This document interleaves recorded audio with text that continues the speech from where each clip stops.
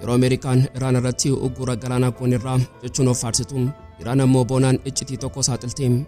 Hulaa Hormuz fi Galaana Faaris jala ujummooleen intarneetii gurguddoon kanneen akka AAE1 fi Falcon jedhaman keessanii jiru. Miidiyaaleen Iraan ifatti akeekkachiisa lafee cabsuu dabarsaniin yoo Ameerikaan nuudhuu itti fufti taate nuti ammoo ujummoo dhiigaa dijitaalaa kana morma isaa qunnam. Iraan akkamittiin ujummoo kana kutti yoo ujummoon kun citee maaltu uumamaa iccitii kana bal'inaan qabannee jirra.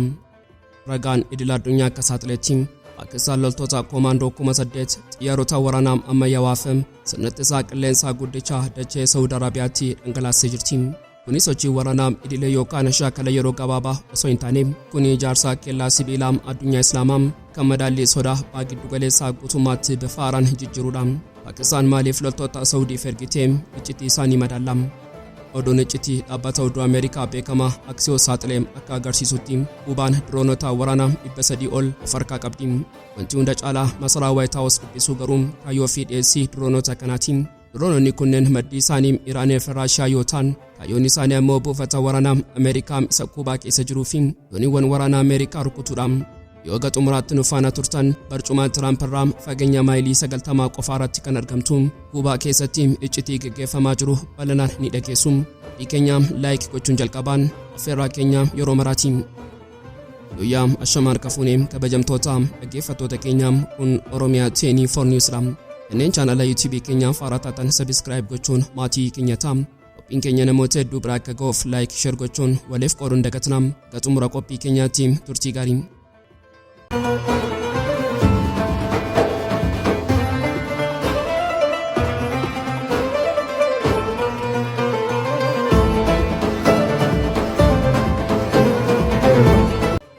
Samiin giddu galeessaa inni jaraa darii fi xiyyaara waraanaan uwwifame yeroo kana iccitii madaallii addunyaa garagalchuu tokkoof qophaa jira. Waraanni Ameerikaa fi Iraan guyyoota 40 deemaa ture. Inni dheekkamsa seenaa jedhamee bobaa fi dooniiwwan irratti qofaa hundaa'e ture. Garuu Iraan dhambalii waraana haaraa isa ijaan hin mul'anne sagalee hin qabne garuu onnee addunyaa sekoondii tokko keessatti dhaabuu danda'u tokko minjaalarra keessee jirti. Innis waraana qawwee osoo hin taane waraana dijitaalaati. Meexabaaxiin sammuu teeknooloojii fi iccitii madaallii addunyaa garagalchaa jiru kana ijaa xiinxalaatti naa ilaallu. Waggoota 50 darban keessaa Hulaa Hormuz ujummoo dhiigaa bobaa addunyaa jedhamee sodaatamaa ture. Garuu waraana ammayyaawaa kana keessatti yeroo addunyaan intarneetii kiloodii AI jettee of jechuun dhugaan lafa jalaa uummataa gowwomsee jira. Intarneetiin samii keessa hin jiru. Inni dachee fi garba jalaa ujummoolee fiber optics qaqalloo fi ciccimoo ta'an keessa darba. Intaan 99 daataan addunyaa qarshiin addunyaa fi iccitiin waraanaa kan darbu ujummoo kanaani. Iraan yeroo Ameerikaan Uggura Galaanaa irra jechuun of-faarsitu boonaan iccitii kana saaxilti. Hulaa Hormuz fi Galaana Faaris jala ujummooleen intarneetii gurguddoon kanneen akka AAE1 fi Falcon jedhaman ciisanii jiru. Ujummooleen kunneen Eeshiyaa giddu galeessaa fi Awurooppaa walitti hidhuun miidiyaaleen Iraan ifatti akeekkachiisa lafee cabsu tokko dabarsan. Hulaan Hormuz daldala bobaa qofaaf miti inni sararaa fi onnee intarneetii addunyaati. Yoo Ameerikaan nuudhuu itti fufti taate nuti ammoo ujummoo dhiigaa dijitaalaa kana morma isaa qunnam. Mee yoo ujummoon kun citee maaltu uumamam? Kasaaraan isaa misaayila nuukilaraa dachaa 10 caalam. Tokkoffaan dhohiinsa dinagdeedha. Biyyoonni galoo galaanaa Arabaa, Sacuudii, United Arab Emirates, Qaxarii fi warri sirna baankii idil addunyaa Swift fi gabaa sheriitiin durooman daqiiqaa tokko keessatti dukkana keessa seenuu qarshiin idil addunyaatti darbuu ni dhaabbata. Addunyaan dhiphina hin eegamne keessa seenti. Lammaffaan kufaatii teeknooloojiidha. Biyyoonni naannichaa doolaara biiliyoonaan lakkaa'amu baasanii ijaarsa artificial intelligence fi magaalota ammayyaawaa irratti dhangalaasaa jiru. Kun hundi intarneetii saffisaa olaanaa barbaada. Yoo ujummoon bishaan jalaa citee teeknooloojiin kun hundi akka muka gogeetti dhaabbata. Hayyoonni warra dhiyaa saatalaayitiin akka Starlink nu gargaara jechuun of jajjabeessu. Garuu dhugaan saayinsii waan tokko ragaa ba'a. Saatalaayitiin dandeettii daataa ujummoo faayibarii bishaan jalaa warra tiraayibeetiis of daataa sekoondiitti dabarsan kana baachuu gonkumaa hin danda'u. Sadaffaan madaallii waraanaadha. Pentiigoon buufataalee isaa galoo galaanaa Arabaa fi Afrikaa jiran to'achuuf intarneetii saffisaa barbaada. Yoo sararri citee Ameerikaan jaamaa taati. Iraan asirratti of eeggannoo dippiloomaasii ajaa'ibaa tokko qopheessee jirti. Nuti ujummoo kana humnaan kunneen hin balleessinu garuu maaliif? Sababiin isaa waraana ifaa osoo hin taane waraana seeraa banuufi. Ibsuun oduu tasniim yaada haaraa tokko akeekee jira. Seera bulchiinsaa ujummoo bishaan jalaa. Iraan ujummooleen kunneen bishaan keenyaa fi daangaa keenya jalatti argamu. Kanaafuu kaampaaniiwwan dhiyaa warra sitti daldalaa gabaraa fi kaffaltii eegumsaanuuf kafaluu qabu jetti. Kun Tiraampiif kiyyoo biraatee jira. Yoo Ameerikaan kaffaltii kana diddee Iraan seera biyya isheetiin ujummoo sana cufuu yookaan cicciruu dandeessi. Mee haala yeroo ammaa waliin walaasimsiisnu. Tiraamp mootummaa kuffisna jechuun waraana banee har'a bobaa dhabee dhiphachaa jira. Mariin Islaamabaad fashalaa jira. Ameerikaan Uggura Galaanaa jettee doonii daldalaa dhorkiti. Iraan ammoo ati galaana gubbaa yoo to'atte ani ammoo galaana jala daataa keefiim qarshii kennan kutaa jettee jirti. Kuni madaallii addunyaa garagalchuudha. Waraanni ammayyaawaa qawwee fi xiyyaaraan F-35 qofa osoo hin taane ujummoo xiqqoo bishaan jala ciisuutti rarree jira. Ameerikaan doonii waraanaa fiduun ujummoo kana eeguu hin dandeessu. Bishaan jallee ija raadariitiif cufaadha. Iraan doonii bishaan jalaa yookaan namoota bishaan daakan fayyadamtee morma dijitaalaa addunyaa yeroo feetetti kutuu dandeessi. Addunyaan amma Tiraamp of tuulummaa isaa liqimsee mariif jilbeenfatamu. Bara dhagaa dijitaalaa misa addunyaa guutuu dukkaneessu kanaam ofitti waama jechuun ija raafamaatiin eegaa jirti. Har'a madaallii ji'oopolitiksii fi kellaa nageenyaa addunyaa Islaamaa gidduutti kan jijjiiru oduun raafama waraanaa fidu tokko magaalaa Islaamabaadii fi Riyaadorraa dhagaamee jira. Ragaan idil addunyaa Reuters akka saaxileetti Paakistaan loltoota komaandoo 8,000 xiyyaara waraanaa ammayyaawaa fi sirna ittisaa qilleensaa guddicha dachee Saudi Arabiyaatti dhangalaasee jirti. Kunis hojii waraanaa idilee yookaan shaakala yeroo gabaabaa osoo hin taane kuni ijaarsa kellaa sibiilaa addunyaa Islaamaa madaallii sodaa abbaa giddu galeessaa guutummaatti bifa haaraan jijjiiruudha. Mee dhugaa ji'oopolitiksii bichummaa seenaa fi gamtaa addunyaa Islaamaa kanaa gadi fageenyaan ilaallu. Waggoota dheeraaf hariiroon Saudi Arabiyaa fi Paakistaan gidduu jiru hariiroo daldalaa yookaan dippiloomaasii qofa osoo hin taane riqicha obbolummaa dhiigaa fi amantiin hidhamedha. Saudiin onnee amantii Islaamaa yoo taatu akkasumas humna diinagdee isa guddicha qabdi. Gama biraatiin Paakistaan ammoo biyya Islaamaa teekinooloojii fi meeshaa niwukileeraa hidhattee ishee tokkittiidha. Akkasumas raayyaa waraanaa miiliyoonaan lakkaa'amu kan muuxannoo waraanaa cimaa qabu qabdi. Gabaabumatti Saudiin qalbii fi diinagdee addunyaa Islaamaa yeroo taatu Paakistaan ammoo irree fi sibiila addunyaa sanaati. Humnoonni lameen kun har'a dachee tokko irratti yeroo walitti makaman ergaan isaa diinotaaf baay'ee ifaa fi sodaachisaadha.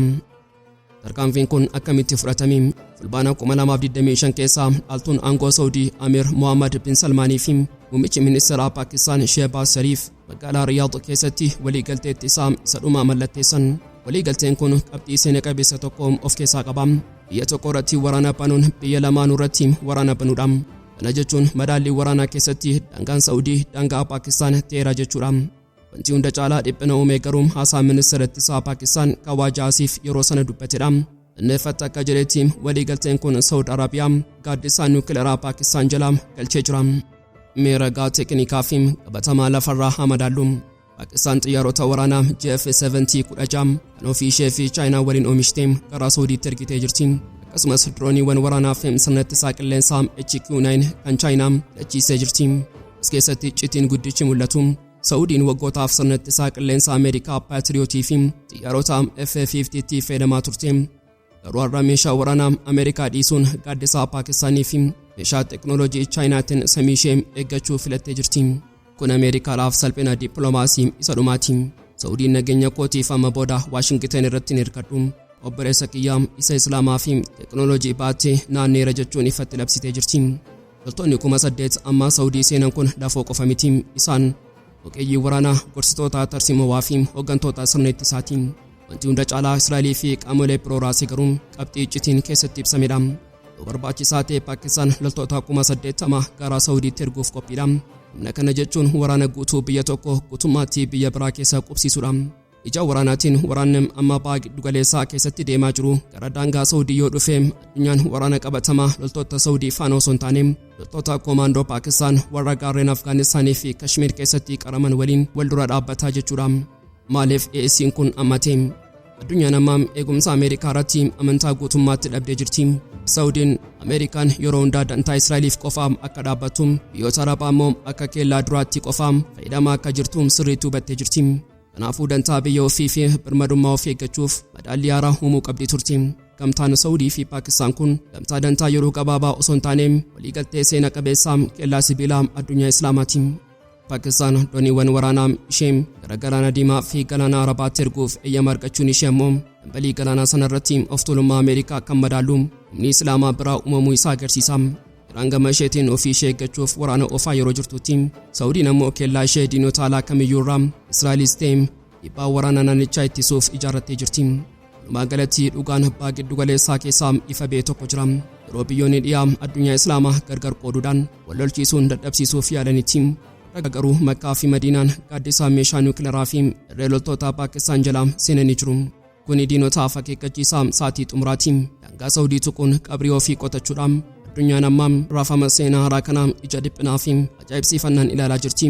Madaalliin waraanaa irraa qawwee Waashingten irraa bitamuun osoo hin taane riqicha obbolummaa dhugaa fi gamtaa biyyoota Islaamaa gidduutti uumameen murtaa'aa jira. Yeroo pireezidaantiin Doonaald Tiraamp waraana Iraan irratti banuuf marii jalqabee jirutti dhukkubbiinonni Pentiigoon dhaabee Teheraan irraa osoo hin taane iddoo gonkumaa hin eegamne irraa dhufe. Iddoon sun barcuma Tiraamp irraa fageenya maayilii 90 qofa irratti argamti. Isheenis Kuubaadha. Mee tapha morkii dippiloomaasii dhiigaa fi kufaatii tarsiimoo Ameerikaa kanaa ija xiinxalaa waraanaa fi seenaatiin haa ilaallu. Waggoota 64 dura bara 1962 addunyaan balaa waraanaa addunyaa sadaffaa qarqara irra geessee turte. Yeroo sana Sooviyetii gamtoomte yookaan Raashiyaa irraa misaayila niwukileeraa ishee odola Kuubaa ishee qarqara Ameerikaa jirtu keessa dhaabdee turte. Kuni seenaa keessatti dhiphina misaayila Kuubaa jedhameetti beekama. Har'a waggoota 64 booda Ameerikaan sodaa fi dhiphina wal fakkaataa dhandhamaa jirti. Yeroo kana meeshaan addunyaa raasee misaayila niwukileeraa osoo hin taane diroonota of ajjeesoo Iraaniiti. Oduun iccitii dhaabbata oduu Ameerikaa beekamaa Axios saaxilee akka agarsiisutti Kuubaan diroonota waraanaa 300 ol of harkaa qabdi. Wanti hunda caalaa masaraa White House dhiphisuu garuu lakkoofsa diroonota kana qofa miti. Kaayyoo fi dhiyeessii diroonota kanaati. Diroononni kunneen maddii isaanii Iraanii fi Raashiyaa yoo ta'an kaayyoon isaanii ammoo buufata waraanaa Ameerikaa isa Kuubaa keessa jiruu fi dooniiwwan waraanaa Ameerikaa rukutuudha. Tarii magaalaan qarqara Galaanaa Filooriidaallee xiyyeeffannoo diroonota kanaa ta'uu dandeessi. Kana jechuun Iraan dhiibbaa fi sodaa Ameerikaa abbaa giddu galeessaa keessatti isheetti fiddee gara riqicha Ameerikaatti fiduun deebisaa jirti jechuudha. Mee kanaan madaallii waraanaatiin haa ilaallu. Iraan waraana guyyoota 40 darbii keessatti teknooloojii diroonota rakkasoo fi baay'ee fayyadamtee sanattisaa Ameerikaa doolaara biiliyoonaan ijaaramee paatiriyootii fi tiyaad kamitti akka burjaajessitee kasaaraa hamaa Iraan geessee addunyaatti agarsiisteetti. Amma sadeen sibiilaa Chaayinaa, Raashiyaa fi Iraan diroonota kana harka Kuubaatti galchanii jiru. Kuubaan kophaa ishee miti. Ogeeyyiin waraanaa Iraanii fi Raashiyaa Kuubaa keessa ta'anii akkaataa itti fayyadamaa diroonota kana leenjisaa jiru. Ameerikaadhaaf dhukkubbii onnee tarsiimawaati. Tiraamp Iraanin barbadeessineerra yeroo jedhu Iraan ammoo fageenya maayilii 90 irraa diroonii isheetiin ija Tiraamp keessaa ilaalaa jirti. Wanti biraa addunyaa dhiyaa afuura kutee ammoo walitti hidhamiinsa waraana addunyaa kanaati. Pentiigoon akka saaxileetti loltoonni 5,000 ol waraana Yuukireen keessatti Raashiyaaf lolaa turan. Loltoonni kunneen achitti tarsiimoo diroonii isa Iraanii fi Raashiyaa ittiin hojjetan sana baratan. Dabalataan Raashiyaan tokkoon loltuu Kuubaatiif doolaara 25,000 kafaltee jirti. Qarshiin kun Kuubaa ishee Uggura Ameerikaatiin hiyyoomteef lubbuudha. Amma Kuubaan loltoota ishee warra muuxannoo diroonii qaban dachee ofiitti deebiftee Tiraamp yoon itti dhufee akkuma Iraan gootetti diroonii kana itti roobsina jechaa jirti. Ameerikaan dhiphina kanaan maal goote? Daayirektarri basaasummaa Ameerikaa CIA John Ratcliffe atattamaan gara Havaanaa balali'uun hooggantoota Kuubaa waliin wal arge. Garuu ergaan inni fide ergaa nagaa osoo hin taane akeekkachiisaa of tuulummaati.